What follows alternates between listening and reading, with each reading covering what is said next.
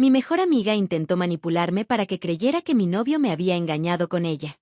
Cuando descubrí la repugnante verdad, la aparté de mi vida. Ella perdió la cordura e intentó arruinarme la vida. Mi mejor amiga, Laura, me llamó borracha el sábado pasado pidiéndome que la llevara a casa. Yo no podía recogerla y en su lugar le pedí a mi novio, Marcos, que la buscara. Un par de días después, él empezó a comportarse raro con su teléfono. Lo dejaba boca abajo y hasta cambió la contraseña. Ayer vi a Laura y le conté sobre eso. De pronto empezó a llorar desconsoladamente. Me dijo que se habían acostado en su auto la noche en que él fue a recogerla. Le pedí que me mostrara los mensajes, pero todos estaban en la aplicación Signal, que borra los mensajes después de un día. Cuando llegué a casa confronté a Marcos y él lo negó. Admitió que hablaban en Signal, pero me aseguró que solo le preguntaba sobre anillos de compromiso para mí. En ese momento, Laura le envió un mensaje preguntándole si recordaba lo que habían hecho la otra noche. Marcos respondió de inmediato preguntando de qué estaba hablando, y ella le dijo que dejara de hacerse el tonto. Marcos la llamó fingiendo que yo no estaba en la habitación y le exigió que dejara de hacer lo que estaba haciendo. Ella insistió en que dejara de mentir, hasta que él se enojó y le colgó. Yo todavía no sabía qué pensar. Actualización 1. Le dije a Marcos que había encontrado una forma de recuperar mensajes eliminados de Signal. De inmediato sacó su teléfono, abrió la aplicación y me pidió que le mostrara cómo hacerlo. Eso me hizo pensar que decía la verdad, porque no entró en pánico ni dudó en lo más mínimo. Cuando intenté descargar Signal en mi teléfono viejo, me di cuenta de que era demasiado antiguo para soportar la versión actual. Así que no funcionaba. Marcos entonces me preguntó si íbamos a tener que comprarme un celular nuevo solo para que yo le creyera. Me dijo que estaba dispuesto a hacerlo si era necesario. Yo le respondí que no era que no le creyera, solo quería pruebas. No entendía por qué Laura inventaría algo así. Marcos me contestó que ella mentiría porque estaba loca y borracha, y que no había manera de entender su comportamiento desde la lógica. Luego me pidió que jamás volviera a hablar con ella. Incluso dijo que si íbamos a la tienda de teléfonos, tendríamos que apurarnos antes de que cerrara. Para ese punto yo ya le creía completamente. Le aseguré que no necesitábamos ir a ninguna parte ni comprar nada, que sabía que él no me había engañado y nunca lo haría. Marcos me respondió que esperaba que yo lo supiera desde el principio y que no entendía por qué no le creí en un inicio. Yo intenté explicarle que no quería desestimar de inmediato lo que Laura había dicho, pero él me contestó que no podía seguir escuchando eso. Acepté que tenía razón. Le prometí que cortaría a Laura, pero antes quería intentar que ella admitiera que todo era mentira. Marcos me dijo que estaba bien, pero que la llamara con el altavoz encendido para escuchar cómo lo confesaba. La llamé y le repetí lo mismo que a Marcos, que había encontrado cómo recuperar mensajes eliminados. Ella me preguntó por qué necesitaba hacer eso, y en ese instante supe que estaba inventándolo todo. Le dije que quería pruebas de lo que ella y Marcos habían hablado. Laura me preguntó si yo había visto los mensajes, y le mentí diciendo que sí. Se quedó en silencio mucho rato. Finalmente le pregunté si iba a decir algo, y entonces me preguntó si eso significaba que ahora estábamos comprometidos. Perdí el control. Le grité que si hablaba en serio, que qué demonios le pasaba y cómo podía ser eso lo único que tenía para decir. Laura empezó a gritarme de vuelta, diciéndome que me calmara y que, en el fondo, nunca le había creído, porque no era como si Marcos y yo hubiéramos terminado por eso. Yo ya estaba llorando y no pude responder nada más. Entonces Marcos tomó el teléfono y le dijo que se fuera al demonio, que jamás volviera a contactarnos a ninguno de los dos, y colgó. Un minuto después, Laura me mandó un mensaje totalmente desquiciado.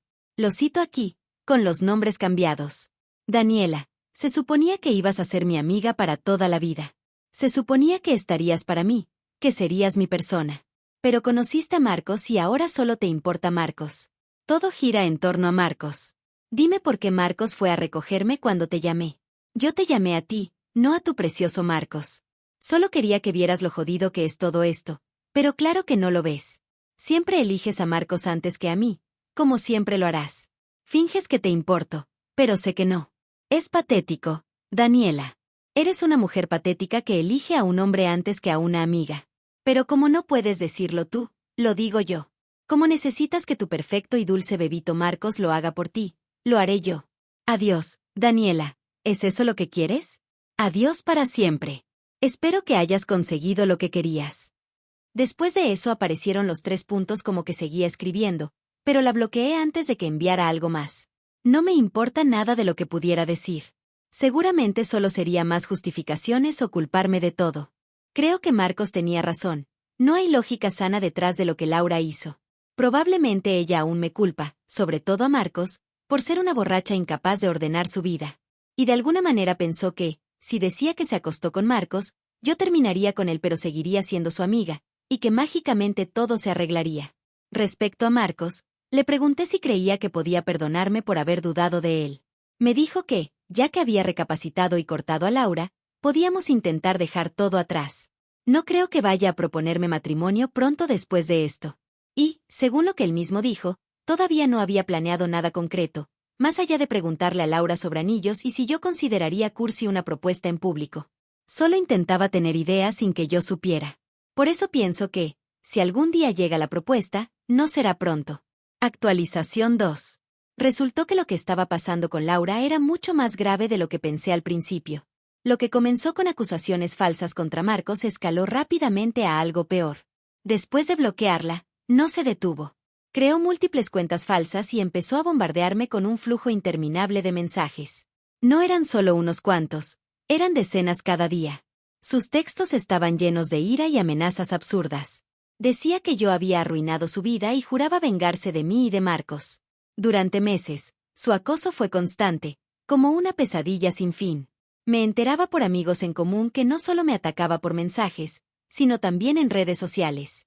Publicaba arrebatos en Facebook varias veces al día, mezclando incoherencias con explosiones de odio, retratándome como la villana que había destruido su vida. Ver cómo se hundía públicamente era perturbador. Cada publicación era más frenética que la anterior, como alguien perdiendo totalmente el contacto con la realidad. Yo estaba aterrada. Fui 2 veces a la policía, intentando explicar la gravedad de la situación y pidiendo una orden de restricción. Tenía miedo real de que Laura apareciera en nuestro departamento y se volviera violenta. Incluso instalé una cámara en la puerta principal para tener evidencia. Pero la policía no tomó en serio mis preocupaciones. Me dijeron que Laura no había amenazado con violencia de manera directa y que sus publicaciones en línea no calificaban como delito. Actuaron como si yo exagerara. Me aconsejaron seguir bloqueando sus cuentas y aseguraron que eventualmente se cansaría. Todo empeoró cuando vandalizaron el auto de Marcos en su trabajo, el parabrisas destrozado. Aunque había otros autos dañados en la zona, yo estaba convencida de que había sido Laura. Volví desesperada a la policía. Enviaron a un oficial a hablar con ella, pero lo negó. Sin pruebas concretas, lo dejaron pasar como vandalismo al azar. La situación se deterioró aún más. El comportamiento de Laura era cada vez más errático. Su departamento estaba en condiciones deplorables, bebía en exceso y era un peligro para sí misma. Tras una visita policial, decidieron que necesitaba ayuda y la ingresaron a un hospital psiquiátrico por una semana. No supe su diagnóstico ni si recibió medicación, pero me alivió que por fin recibiera tratamiento. Al salir, ya no me contactó. Me limité a vigilar sus redes, temiendo que volviera a mencionar mi nombre. Al menos se mudó a otro estado con su padre, lo cual me dio algo de tranquilidad. Mientras tanto, Marcos y yo intentábamos lidiar con las secuelas. Pero a pesar de nuestros esfuerzos, la relación se fue deteriorando.